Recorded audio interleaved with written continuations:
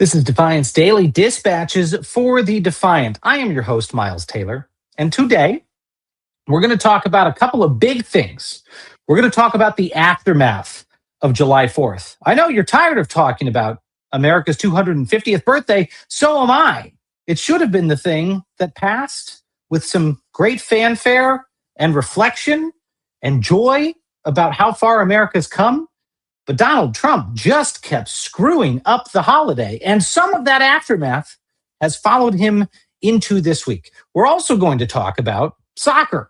We're going to talk about FIFA and Donald Trump's attempt to effectively coerce FIFA officials to change decisions they've made about the game. Even if those decisions are good for Team USA in the short term, getting some of our best players back onto the field, what Donald Trump has been doing with FIFA has much darker layers that no one is talking about. We're going to talk about those today. And then finally, something that you may have missed in the last 2 weeks, amidst all of the fireworks in Washington, D.C., and that is the Trump administration's careless, cruel attacks on Americans living with disabilities. We're going to talk about that today with a special guest to make sure you are aware and tracking what's happening. And finally, let me tell you, as I always do at the top of this program, it does matter if you hit the like button or if you hit the heart button or if you subscribe. It does matter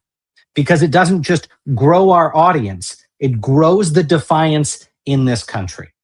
It helps us push those algorithms to make sure that people are seeing defiant content about how to oppose Donald Trump's abuses of power and how to preserve the rule of law, rather than just more cat videos, which are fun, which are funny. We're cool with cat videos. We're also cool with saving democracy. So help us do that. Like, share, subscribe. And if you listen to us on Apple or Spotify or other podcast places, write a review in the comments. Even if that review is a scathing review of Xander Schultz and his facial hair. I'm going to bring my Defiance.org co-founder Xander into this conversation. Xander, I think your facial hair is fine, but people in the comments might not like it. So we'll see what they have to say in the reviews. We're also going to welcome into the conversation our incredible guest co-host, Maritza, is with us. And I think on travel, somewhere closer to home for us. Well, you might be on mute, Maritza. That's a Xander thing, but I like that you do it too. It wasn't me. Oh, no. Oh, okay. There we go. You got to do it once. I'm by you, Miles. I'm in Washington, D.C. And also, this is the way you set that up with Xander is like, I don't care what they say, Xander. I think you're a really nice person. Oh, you caught on to that. That's what that sounded like to me. Like, oh, even if they hate your facial hair, which I don't, of course, but. My ribbing of Xander down today. I had I was one of those weekdays where my 3-year-old was peak toddler, and I got to hand her off because Monday's a work day. And so I'm riding high all day. I avoided the carnage. I'm happy I'm here with you guys, even if you harass me the entire show. It's fine. Well, as much as we make fun of you, we are happy you are here, brother. All right, let's jump into it, friends. I want to talk about the 250th again. Because as you both know, leading up to July 4th, I think we all knew what we were heading into, that it was going to be a little bit less about America and a little bit more about Donald Trump. I was prepared for that. But you guys, what I was not prepared for was this more grotesque site. And I know, the three of us exchanged the photos. We all saw it on social media. That site was something I wrote about this morning on Defiance.org, which is the group of masked men. There they are, parading through Washington, D.C., spewing a garbage white nationalist message. You can see in that photo there, these white supremacists, hundreds of whom marched on Capitol Hill, standing on the D.C. Metro. And of course, in that now famous Reuters photograph, an African-American woman sitting in the sea among them. You can't create symbolism like this. Now, I want to ask, before we jump further into this, whether just quiz question. Xander, do you know who these guys are? Maritza, do you know who they are? They are the guys that like to put the milk in before the cereal, right? Is that the right answer? They're those boys. I have never heard that, but I get it instantly. What They're a those boys. sick burn. That is a sick burn. I saw this and I actually shared one of the other images. This image is just stunning. I mean, it's just stunning, and it should be studied for a long time because it really is just unbelievable that this is happening in our country today. But I shared some videos of where they were headed to, and I believe these were, well, I know they were white supremacists of some kind. I can't remember the exact group they were with, but when I shared videos of it, people said, no, this can't be real. This is AI, right? This is AI. And no, folks, it was not AI. Yeah. The Patriot Front actually, so they're called the Patriot Front, but they actually came from a group post Charlottesville called, I think, Vanguard America.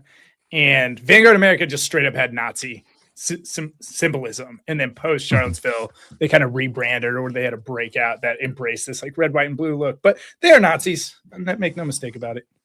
Well, I mean, this is what is so remarkable about the story arc. Is, Xander, you mentioned the genesis of this group, Patriot Front. Yeah.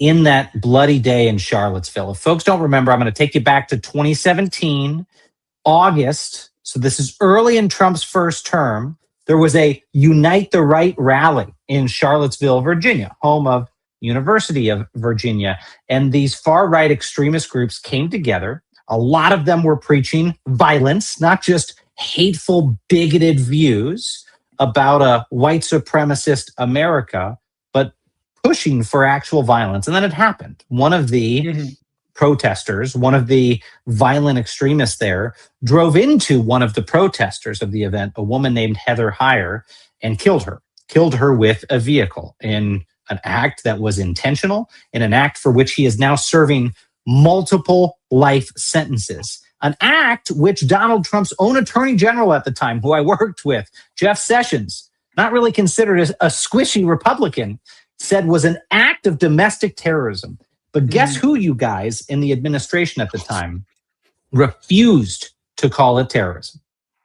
I'm guessing it was the guy who said there were good people on both sides.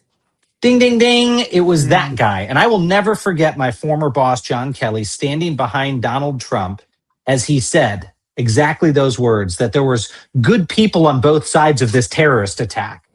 And Kelly hung his head, and you could tell in that moment what he was thinking, which is, what type of job have I taken on? And I just want you guys to think for a second. I spent a lot of time last week thinking about Flight 93, the flight that on 9/11 the passengers stormed to keep the airplane from turning into another missile to either hit the U.S. Capitol or the White House.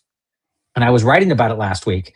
And when this event happened, in Washington, D.C. this weekend, these white supremacists, I thought back to Charlottesville and how, what if George W. Bush, when Flight 93 crashed, had gone out and said something like this, had gone out and said, well, there were good people on both sides of this airplane. You know, there were the terrorists and there were the passengers. I mean, the nation would have been ripped apart.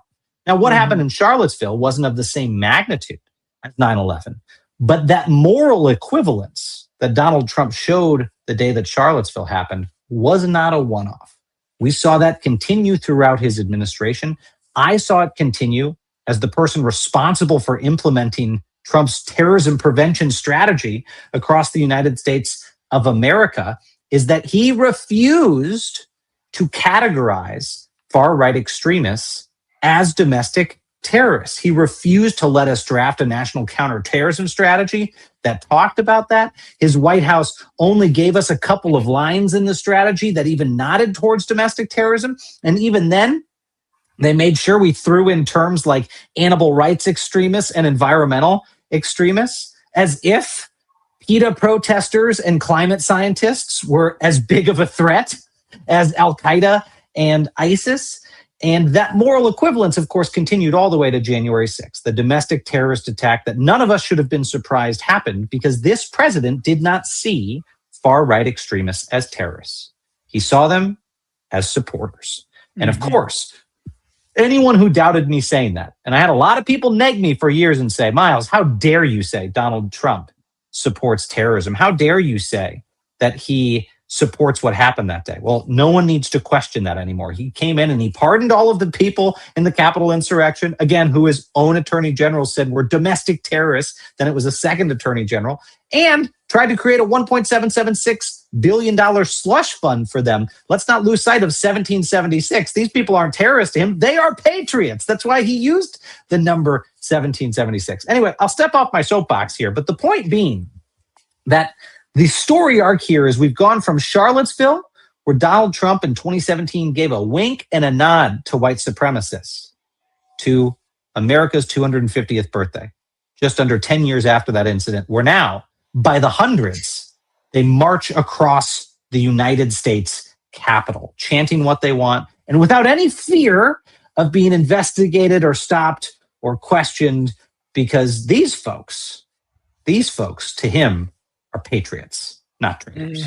So I want to make that very clear for folks at the outset. Now, of course, the White House, unsurprisingly, has yet to acknowledge or condemn this. Trump has said nothing about it. His cabinet members have been pressed. They've said nothing about it, not even during his 2-hour posting tirade on Sunday, where he fired off 67 posts within a 2-hour time span, averaging a post every minute between 11:12 a.m. and 1:14.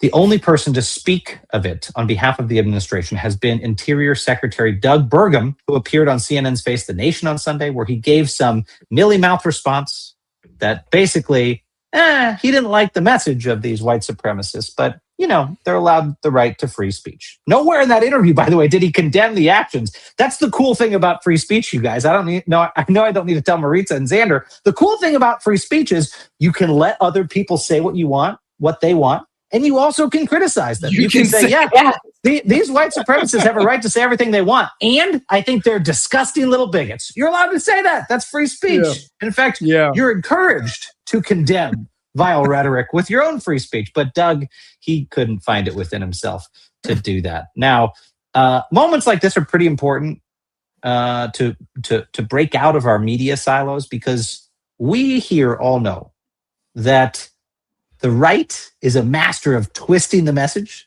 So we need to know what they're saying. Kind of a know thy enemy thing, right? Well, take a scroll through Twitter and you'll see that they're back to the old insurrection playbook here, saying this wasn't real white nationalists parading at the nation's capital. It was the left framing them. I want to take you to Laura Ingram's Twitter, where she had this to say. She said, quote, "I call fake looks more like Antifa in costume. No one should be allowed to cover their faces." Maritza, I got to get your response to this. There are so many layers to that. Where do we start to unpack them?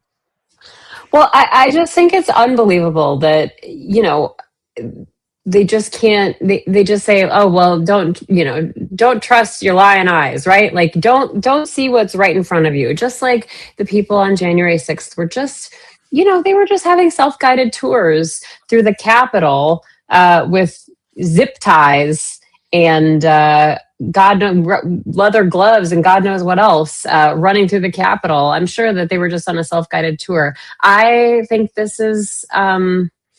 I think this is totally nuts. And why are we not condemning this?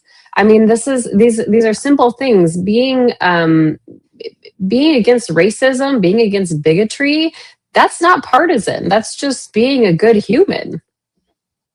100%. I mean, as much as I think Trump's aligned with these guys, he's such an opportunist.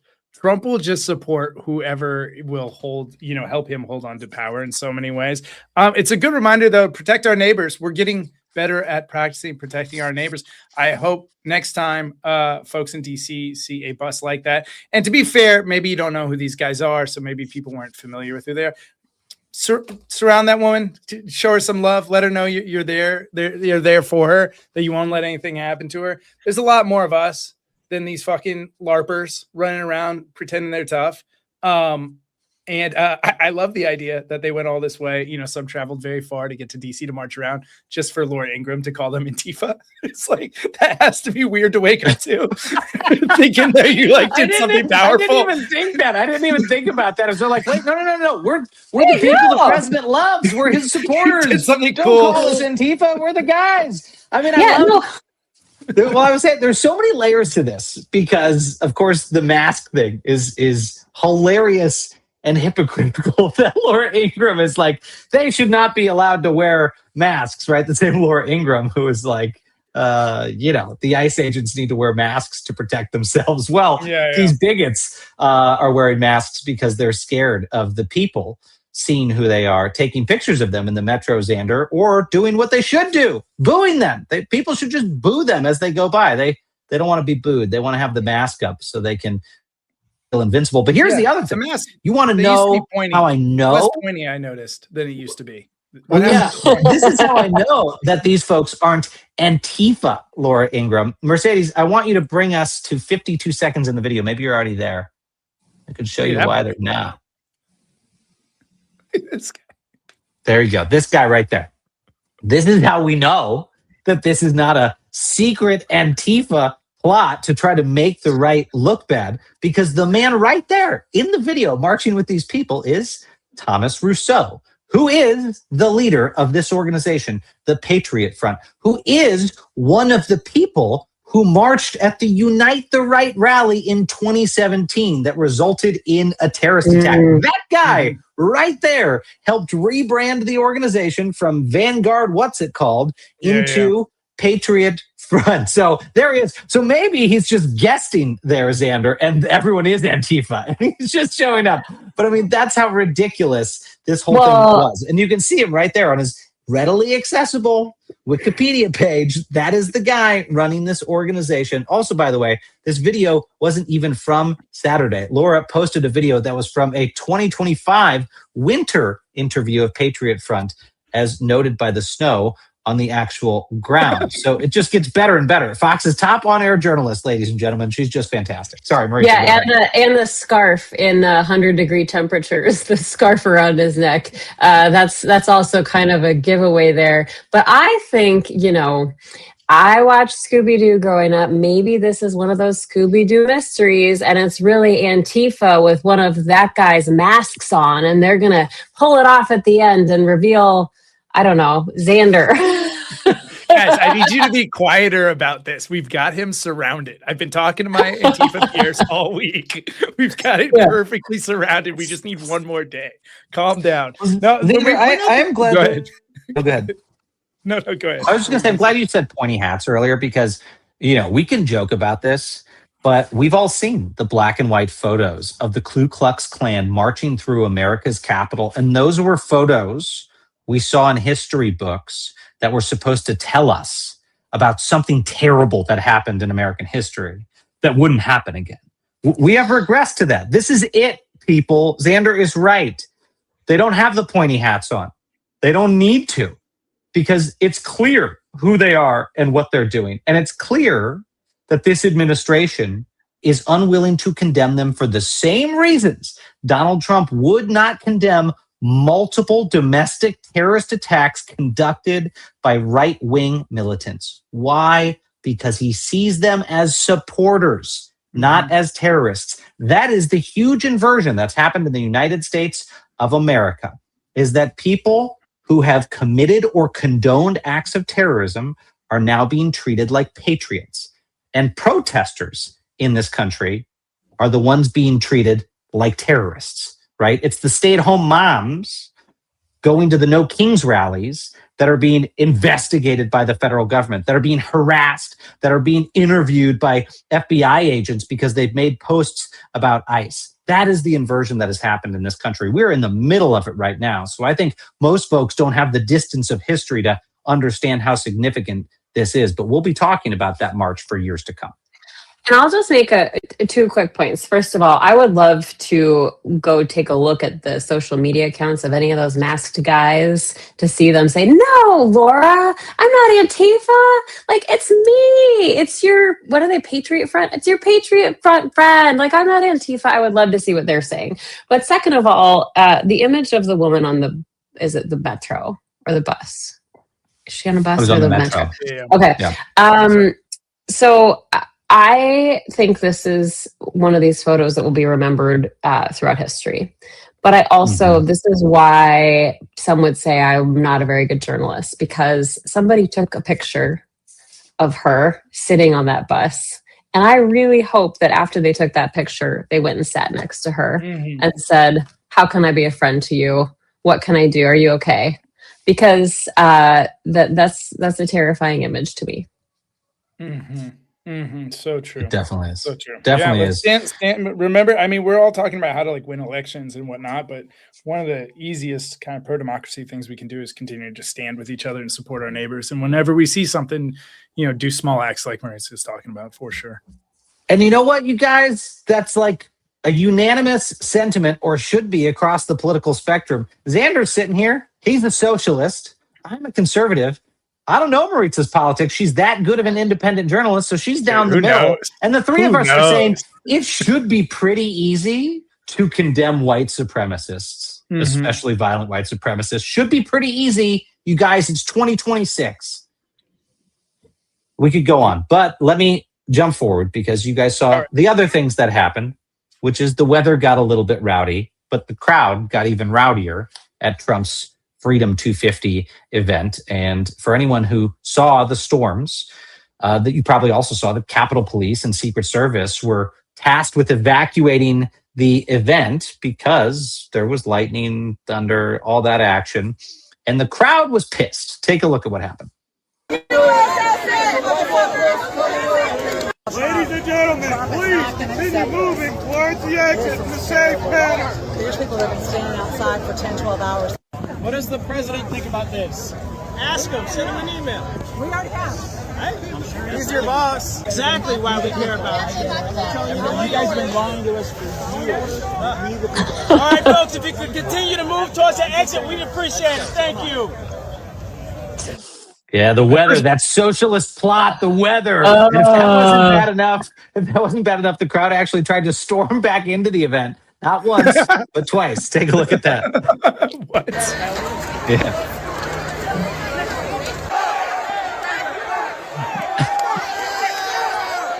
I usually just blame immigrants for the weather.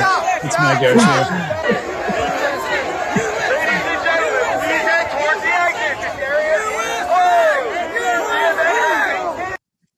This is amazing. Guys, it gets even better because if you didn't see, and I didn't know this until today, until Mercedes pointed it out, the crowd was evacuated to, a shelter. And here was one of the cruel ironies that Mother Nature delivered, which is that those MAGA supporters took refuge at the Smithsonian's National Museum of African American History and Culture. You cannot make this up. Yeah, that's right. That's right. The day that the white supremacists go marching through D.C., these MAGA-loving, black-hating, bigoted lunatics, and then people who clearly refuse to condemn them, where do they have to go wait? They got to go wait in the African American History Museum. So you can lead a horse to water, huh, Miles? That's right. This is the only occasion in which they would have been in that museum. I was just waiting for somebody to blame Biden's auto pen for the weather, and the idea here that they're mad that the Secret Service and the National Guard, that they're trying to protect them from getting killed by severe weather, and then also the idea that you're waiting in security. Why? Because the president's here. There have been already how many assassination attempts? Like, you should want there to be security checks for your president that you're going to go see in this big, huge, open public field, because that's why you need a ballroom, right? Anyway, I digress. I think that the whole thing is kind of crazy. And I did have a friend who was stuck in some of those lines, a journalist friend, and they said that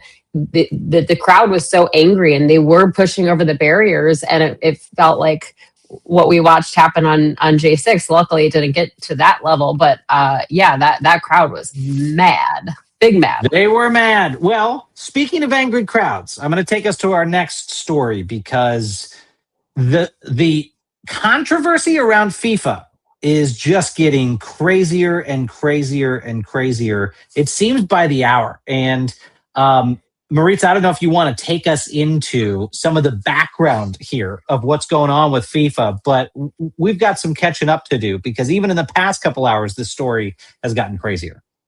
It is crazy. I'm not the person to go to if you want to hear an expert talk about soccer or FIFA or the World Cup. I have a general understanding and an appreciation up for it, but I'll do my best here. So the centers on U.S. striker Folarin Balogun, and during Team USA's match against Bosnia, Balogun received a straight red card. So under FIFA rules, that means that he's supposed to get an automatic one-match suspension. Simple, that's it, end of story.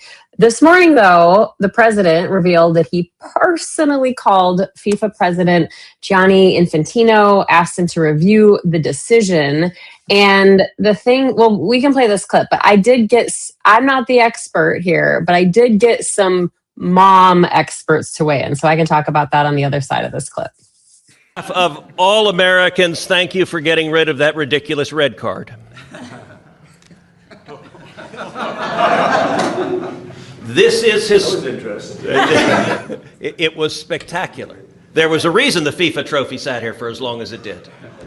Wow. Can you describe your phone call with Gianni Infantino about the red card? And Belgium is appealing the decision. What's your reaction? You're asking me about the whole soccer thing? So, yeah, I did. I spoke to Gianni, who's highly respected, who's produced the most successful World Cup in history by, they say, 4 times.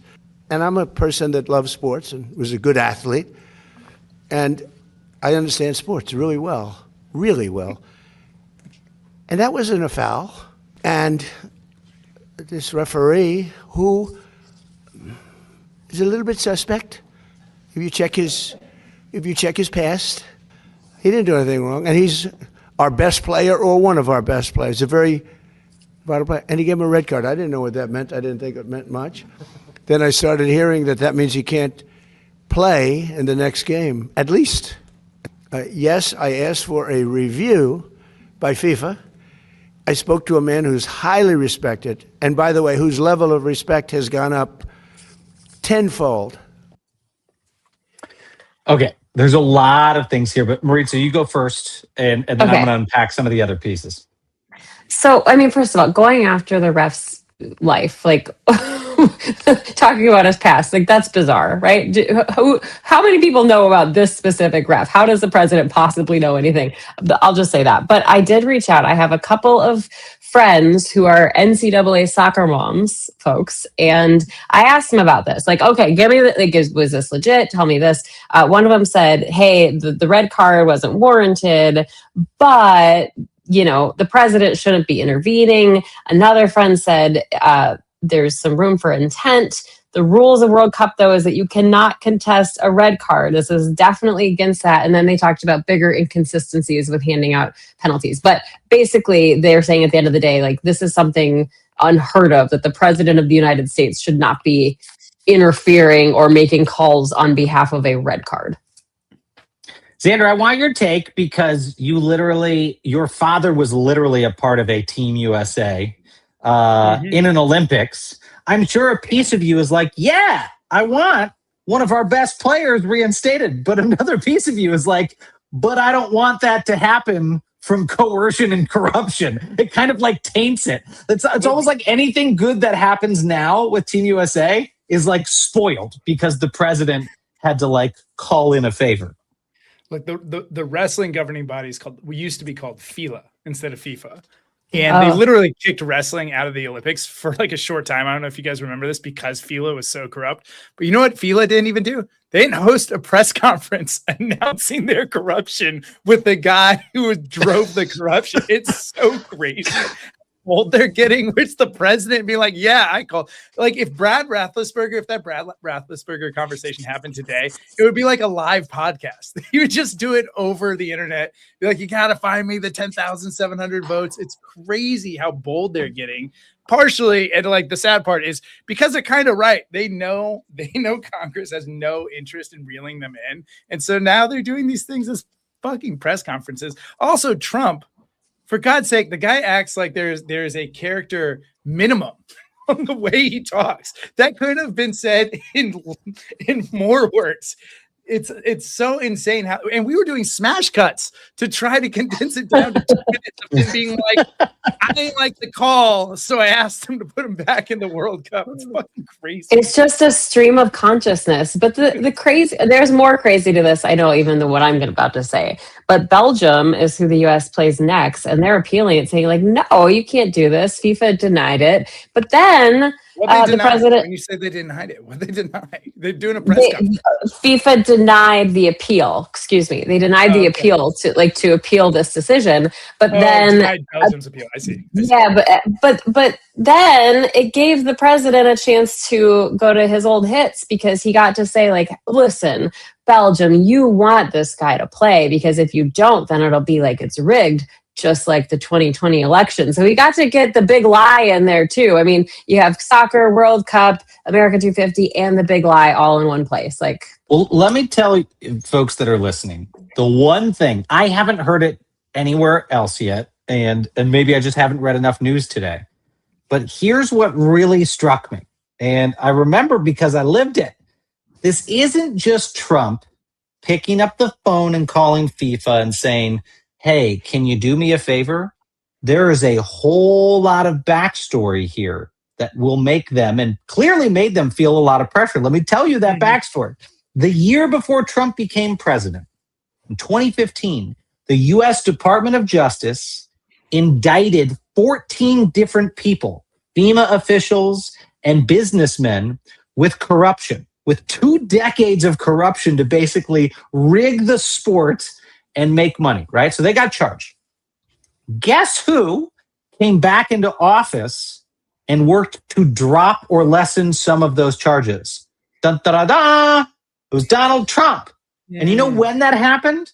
It happened days after Donald Trump was granted the FIFA Peace Prize. Do you guys remember was it the FIFA Peace Prize? Oh, yeah. You know, he didn't get the Nobel Peace Prize, but he got the FIFA Peace Prize. Almost as valuable and historically, appreciated. That anyone listening right now, including a MAGA type that maybe wandered into the live stream, do you really think it was a coincidence that FIFA gave him a Peace Prize and days later, Donald Trump pushed his Justice Department to drop charges against those, some of the affiliated officials in that bribery scandal? I don't think it's a coincidence. And do you think when the FIFA chiefs got on the phone call with Donald Trump yesterday about this red card, that they weren't thinking about the fact that the U.S. Department of Justice had prosecuted and tried to send to prison a number of their former colleagues,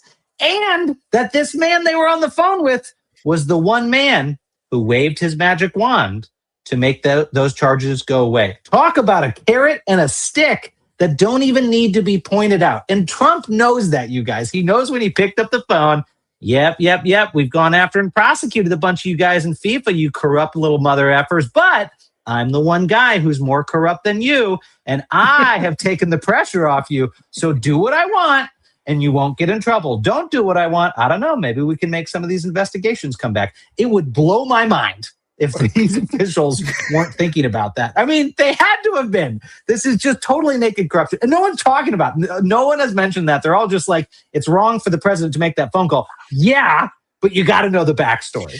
It's like, this just illustrates how inundated we are with information, because I forgot all about the FIFA Peace Prize. And I even have a shirt that says my other shirt is a fake Peace Prize. So like, I forgot that was even part of this. But, you know, in fairness, like if you are the distinguished winner of the FIFA Peace Prize, like, you know, you hold some weight there. You can throw that around a little bit. Gang, I have one quick thing to add to this, because Jenny B in our chat said FIFA created Peace Prize for him. I looked it up. That's true. Yeah. It didn't exist. Yeah. It didn't exist. No, 100%. And Jenny, you want to know when that happened? Go back to the timeline. This was shortly after Trump threw a conniption fit because he wasn't nominated for the Nobel Peace Prize and he didn't win it. And so FIFA swooped in. They're like, man, hold my beer. We know the best way to suck up to the president of the United States right now. Let's give him a Peace Prize.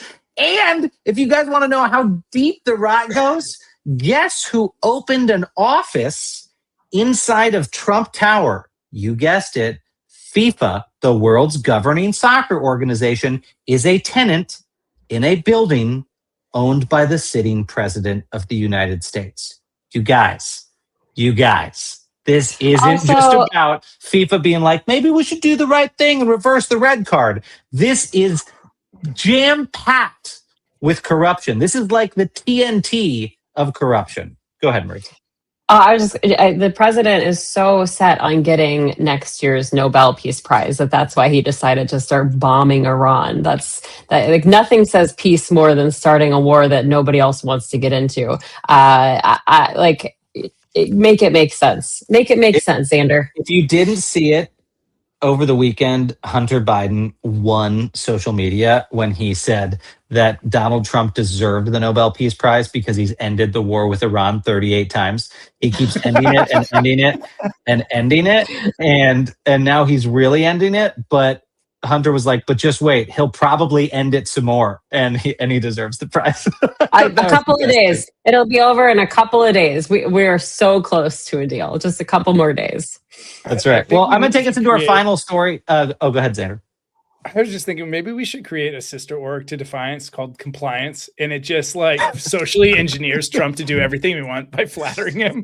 It's like, can't be us. We've been talking shit for too long. But it's like, this is the best way to earn the Peace Prize, man. We got it. You totally deserve it.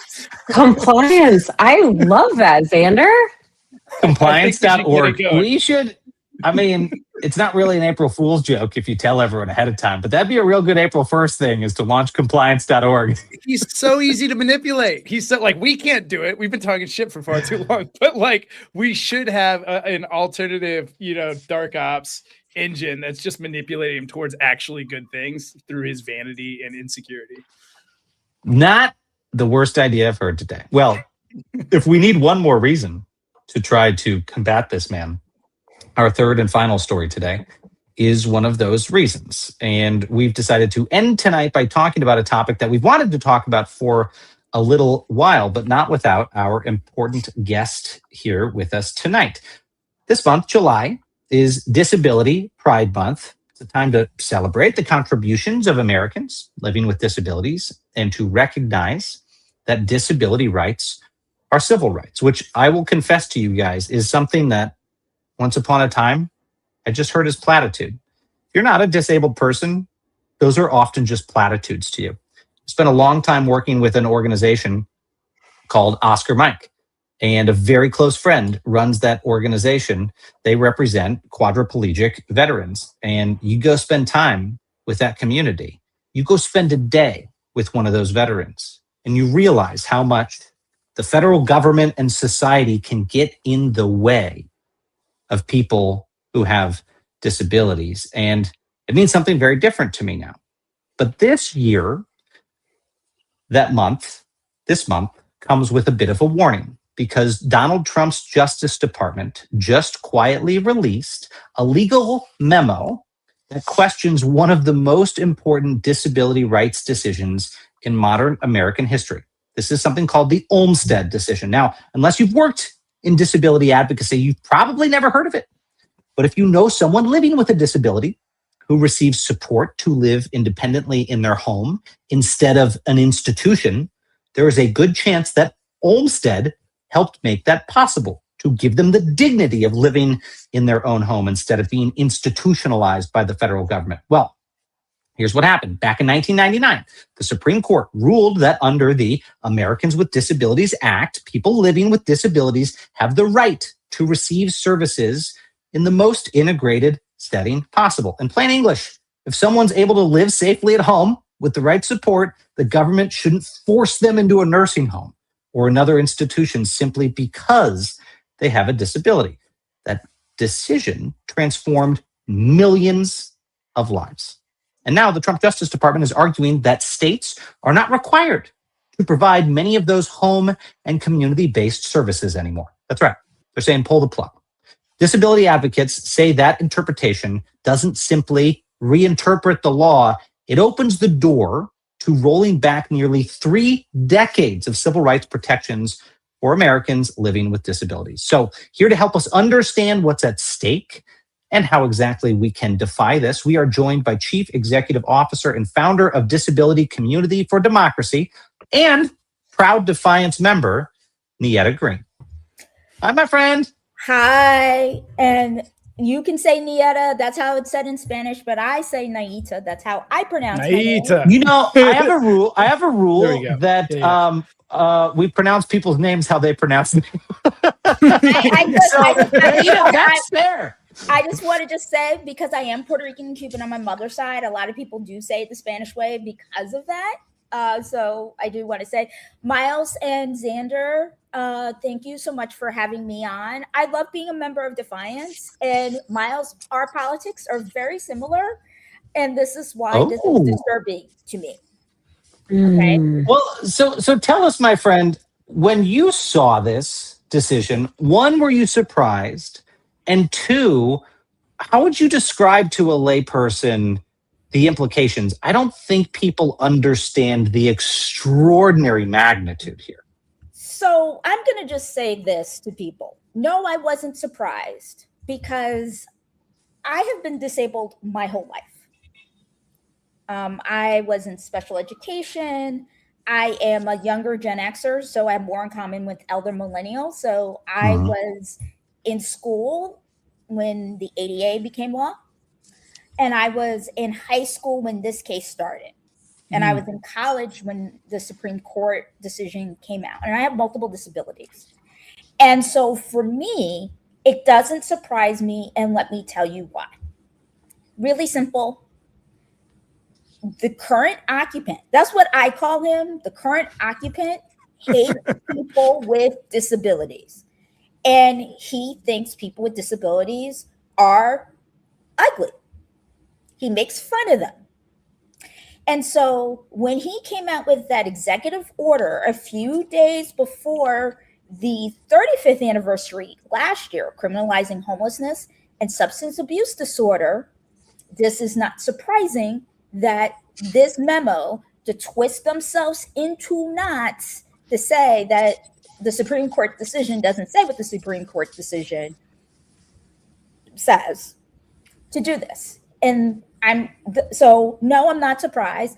And this is what this means. Segregation, not only institutionalization for people who receive community-based services, this is also institutionalization saying that students who require additional supports in school will be segregated.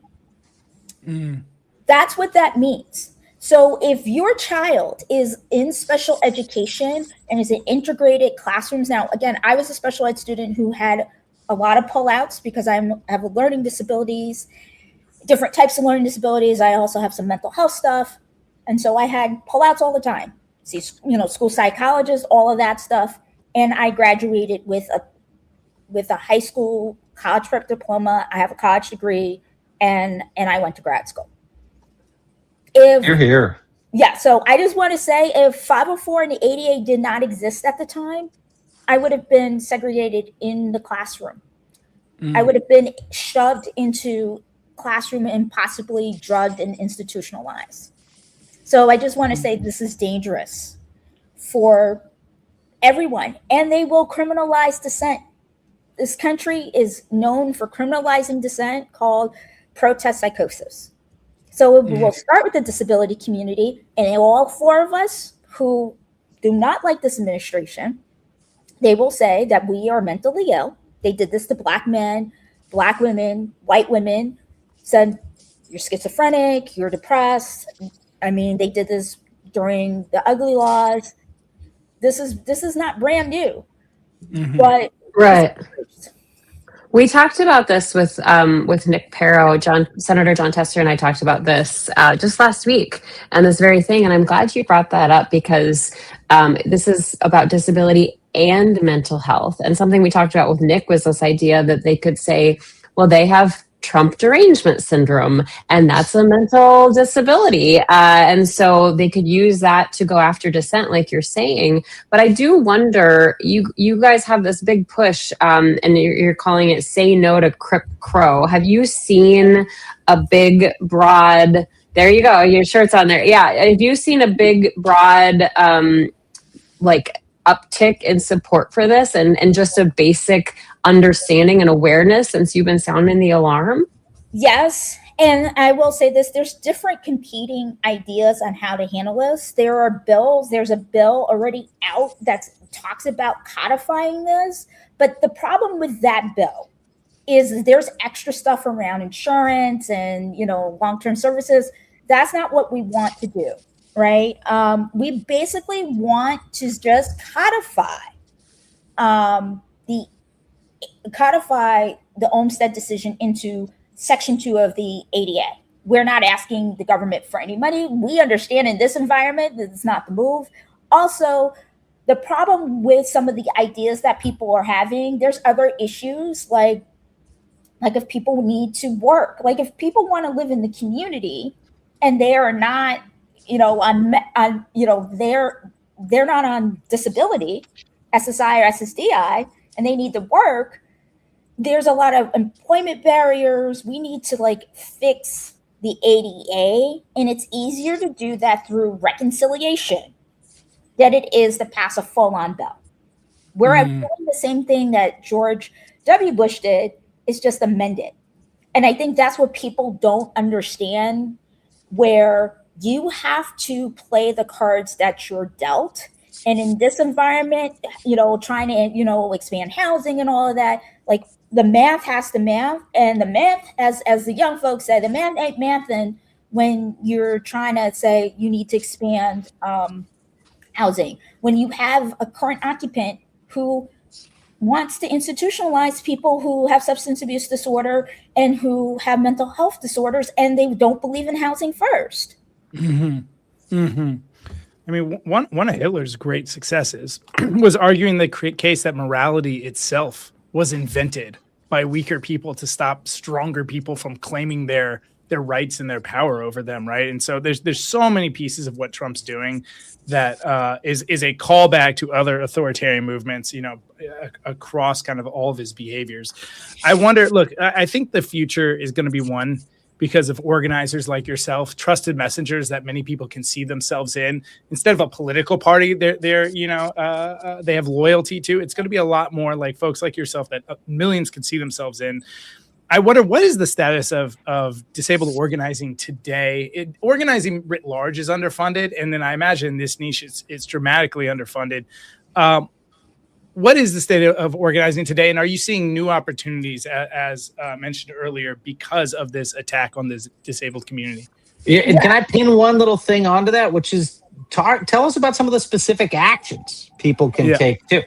So I posted it in the private chat, but if people can post it in the public chat, we have a campaign that says we're saying no to Crip Crow, and we're asking people to call or email or fax their members of Congress. We have 3 phone scripts and 3 fax/email scripts, and tell your story why. We're asking for the human element. This is the first part of it. We are going to announce next week what our policy asks are, because it's really important. Yes, we're calling members of Congress right now and saying that we need you to take a stand against this memo, and we need you to codify this, but into Section 2 of the ADA. But we need more than that. We need the ADA to be improved, and we need to deal with the cards that are dealt. So we are going to have some policy asks by Monday on our website, or saying what we're asking our elected officials to do. Disability Community for Democracy is registered lobbyist on Capitol Hill. Just to make that clear, we are a nonprofit organization. We are not a C3 or a C4 because we want to be able to endorse candidates and not have all the tax issues. And I am I work in taxes. So because that's what I do for an actual living, I needed to say incorporate as a nonprofit, but stay away from the tax exempt stuff. And it also limits us with the rules and stuff. Yeah. That's important. One of the things that I have to say, Xander beat me to it, which is anyone who reads history immediately gets creeped out by this decision. And it wasn't just Nazi Germany. I mean, a lot of the other autocracies. Here too.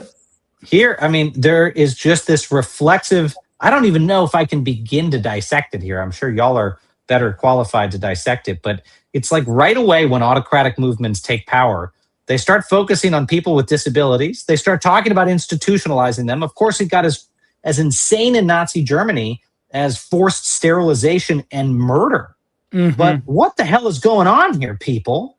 I mean, you can want, I don't know, conservative, more limited government. I'm a limited government conservative without being like, and, I mean, both Naida and I are too, and say it's maybe wrong to kick people with disabilities to the curb as part of your cost-saving measures. I mean, that is some sick stuff. And of course, it's unsurprising in the reporting I've seen to hear that Stephen Miller, my former colleague, has been one of the driving forces behind this policy change at the Justice Department. And I can just say, in my experience with Stephen, he's not really a paragon of ethics and higher ideals and taking care of your fellow Americans. So not a shocker.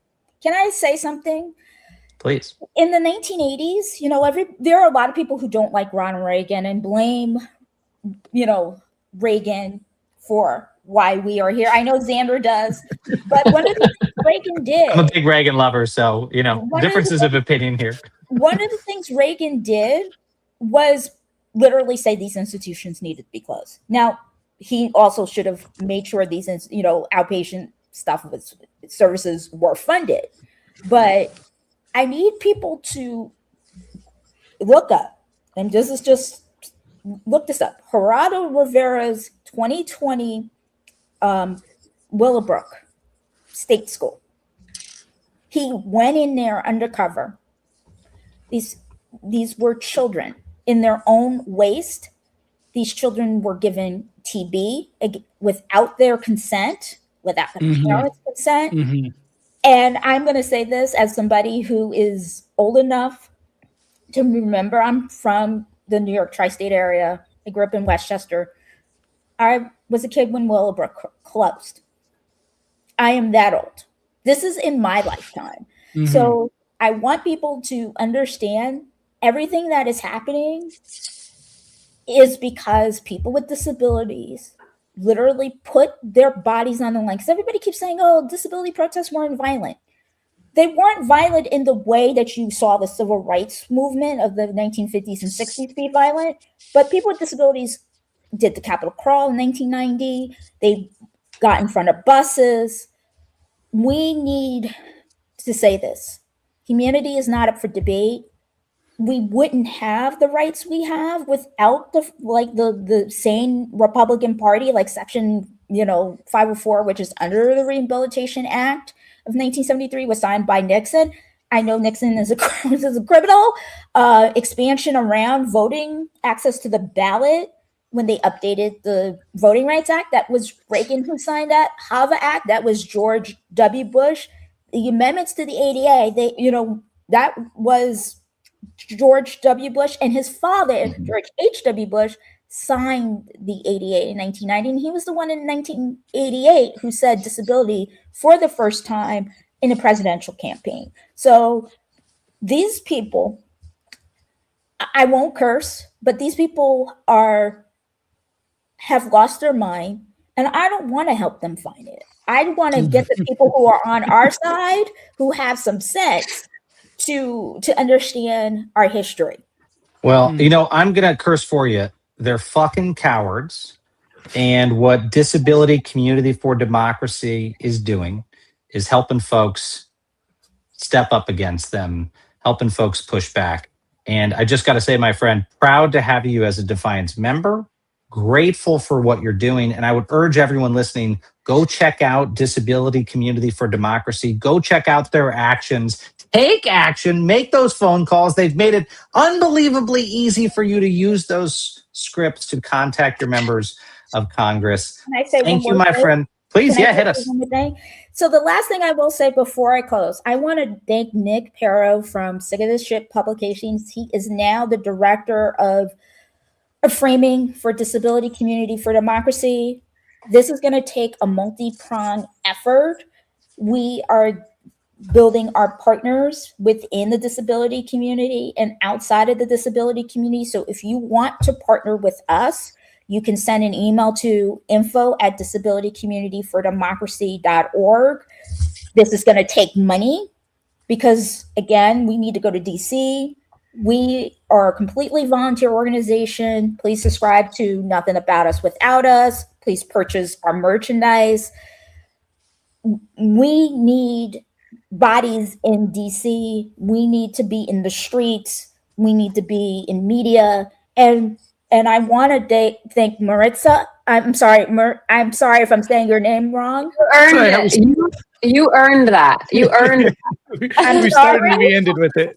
So I apologize, but I really appreciate you having Nick on. Thank you for listening up to us. Because thank you both. A lot of media ignores us. So. Well, that's their mistake. And thank you both for all of the incredible work you're doing. And I will just add one more little tidbit from my co-host, a former United States Senator, who says, if you are going to make these calls and you're going to use the scripts or you're going to write in, there's a good chance someone on the other end of the phone is going to say, all right, why is this important to you? So make sure you know. Don't just say, oh, because they told me to. That's not going to get things moving. You have to remember why you're calling and be passionate about it and put some emotion behind it and tell the story. We are standing up because disability rights are human rights, civil rights, all of it. We believe in equity, all of it. So make sure you know what you're going to say when they ask you that question. All right. I love it. Thank you, my friend. It's so good to see you. Appreciate you joining us. Tomorrow. All right. Yes, indeed. Right. Well, friends, we close today with our final segment of the day and every day, which is who is joining the Defiance? Is anyone joining the Defiance? Actually, the numbers are so big. Our problem every day is figuring out who are we going to highlight. So we have a good one today. Today, we're going to mosey on down to SoCal, Southern California, where horseback riders, that's right, folks, horseback riders from around the country saddled up to show their support for immigrant communities amidst Donald Trump's torment and ICE raids that have ripped people from their families and away from their rights. This Nation of Immigrants Unity ride wound through the streets of Compton and showed the Trump administration that these cowboys and gals have had enough. Take a look. Dozens of cowboys and cowgirls making their way through the streets of Compton. This is what unity looked like. This is what California looks like. The ride began at Walton Middle School and took riders to Compton City Hall. Riders coming from all over SoCal to take part. Where's San Pedro? Wilmington. Gardena. It feels good. It feels good to be around everyone. The community coming together. Organizers say they wanted the event to bring riders together, a show of solidarity and support for local immigrants and what the community has experienced this last year. Everybody has been feeling like in fear, I guess you could say, like on here, you know, feeling like one day you're here, another day you're not. The event marks the anniversary of the Human Rights Unity Ride that took place last June near a Home Depot store in the city of Paramount, an area which was swarmed by ICE. They weren't just grabbing people, people who were selling food and people who were construction workers, but outside of a Home Depot where, there are a lot of people looking to do like jornalero work.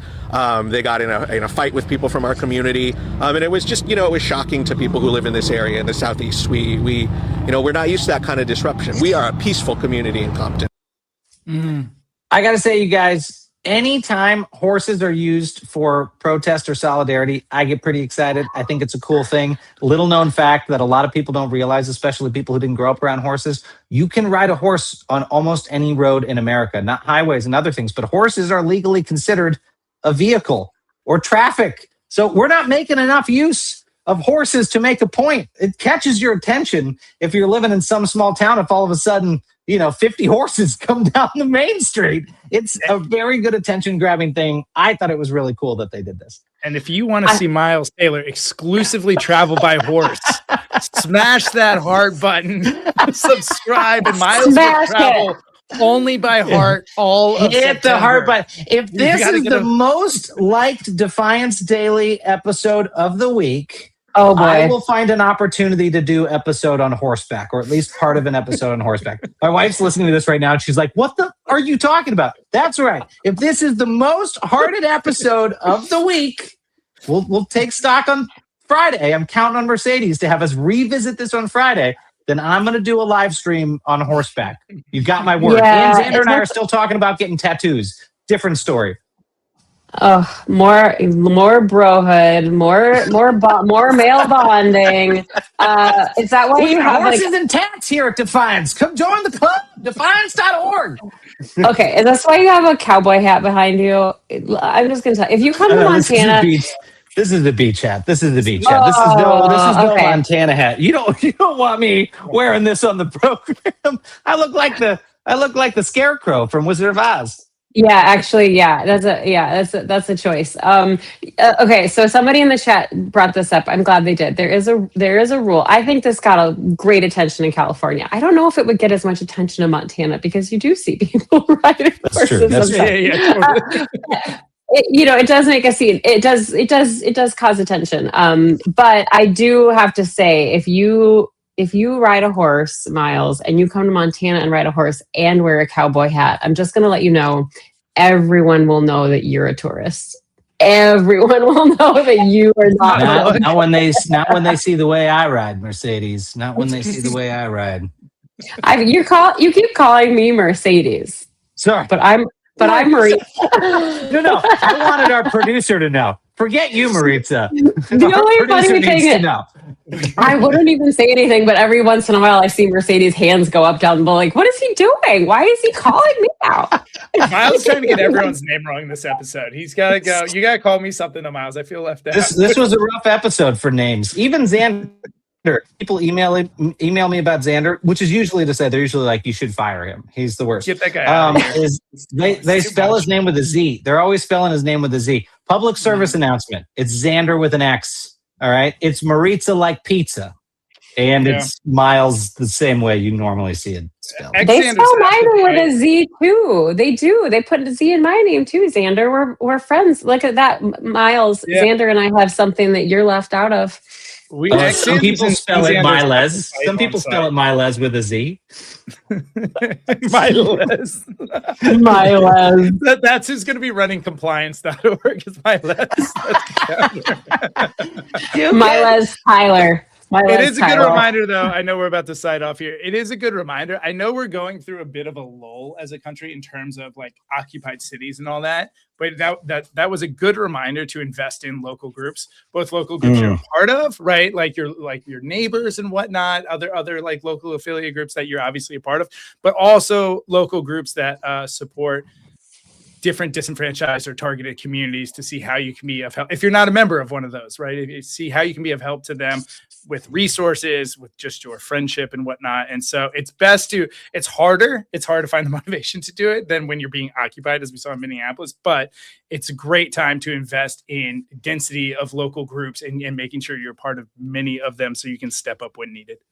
I'm glad you said that, my friend, because tomorrow on this program, we're actually going to dive further into this issue and the recent surge in ICE activity. If you haven't seen it, because there's been a lot of other headlines, they are ramping back up inside the Trump administration. They are ramping back up, snatching people off the streets, packing ICE facilities full. We're going to talk about that. We're going to talk about what's happening, and we're going to bring into the conversation a critical voice in this fight, someone who's been a huge leader on these issues, and that's Jess Morales-Raquetto. She will be with us tomorrow to have this conversation. And then, if you join us on Wednesday, I think we have an announcement, Xander, related to the effort that we launched, GTFO ICE, Get the Facilities Out ICE, an organization that we have teamed with two other groups, Save America Movement and also Project Saltbox to advance. And I think that we've got some announcements on that front on Wednesday. And also, by the way, this week, our friend Maritza, with an S, not a Z, will be anchoring on Scripps News in Washington, D.C. all week. So you should be watching her on Scripps. And if you're not subscribed to the Grounded podcast with Maritza and Senator John Tester, well, then I don't want to know you. I don't want to know you. And you're certainly not going to ride a horse with me. So make sure you're subscribed to them because they are the greatest. Also, I'm going to come to your event on Thursday. And if you're in Washington, D.C., and you want to come see our guests, we got announcements out the wazoo. We had on our show last week Ami Fields-Meyer and his co-author of the recent book On Courage, which has become an instant bestseller. Going to be moderating an event with them. So, Maritza, I look forward to seeing you at that. And we've got more announcements this week. A lot of things coming down the pike, folks. But let me just share this last exhortation with you. Get someone else to come join the Defiance. This is a nonprofit, and we give away almost half of our resources to other organizations in the pro-democracy fight. All right, half of our resources we use for efforts we spin up ourselves as a group, but the other half we empower organizations on the front lines who need it most, when they need it most, to respond rapidly to Donald Trump's abuses of power. Your membership fees pay for all of that. That's what this whole thing is about. So go check out defiance.org. We've tried to make it easier and easier to join the Club for the Courageous. So go check us out. And we also pay attention to your inboxes this week. If you're a defiance.org member, we're going to gift you some ways to let other people come be a part of the Club for the Courageous. So stay tuned for that. All right, that's what we got, folks. I know we're in overtime. Thank you, Maritza, for joining us. We're going to be sad to miss you the rest of the week. We're going to be watching you on Scripps News, and we're going to be mocking Xander Tuesday through Friday the rest of this week. And you're going to find out on Friday if this was the most hearted episode of the week and if you're going to get to see me live stream from a horse. So if you haven't hit the heart button, now's the time. If you don't want to see me on a horse, don't touch the button. So that's it, folks. Thank you for joining Defiance Daily. Until we see you tomorrow, stay loud, stay brave, and stay together. Thanks, friends. Bye, gang.